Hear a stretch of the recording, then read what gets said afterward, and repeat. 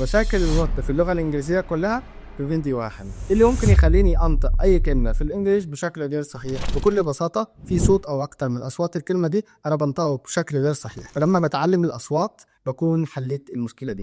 أنا بقيت بتكلم الكلمات كلها صح، بس كل كلمة واقفة لوحدها، مفيش ترابط ما بين الكلمات داخل الجملة. بحل المشكلة دي إزاي؟ بدرس قواعد وصل الكلام، مفيش إيقاع في الجمل بتاعتي، مفيش هايلايتنج على أجزاء معينة أنا عايز أوصلها في الكلام، واللغة بتاعتي تبدو مسطحة كأنها ماشية على ميزان مية، مع إن الإنجليش مش لغة مسطحة. بحل المشكلة دي إزاي؟ بدرس قواعد ستريس رولز. اللغة بتاعتي ملهاش نغمة، مفيش رايزنج أند فولينج، فبحل المشكلة دي إزاي؟ بدرس rhythm and intonation. 5 حاجات لو درستهم في النطق باخد النطق بتاعي لحتة تانية: sounds, linking rules, stress rules, rhythm and intonation. المفاجأة بقى ان كل ما له علاقة بالنطق اللي انا ذكرته ده في الانجليش متجمع في كورس شامل من البداية لحد الاحتراف، بالتطبيق بتاعه والممارسة، بحيث انك تخرج من الكورس مش محتاج اي حاجة تاني ليها علاقة بالنطق. في النهاية بشكركم والسلام عليكم ورحمة الله وبركاته.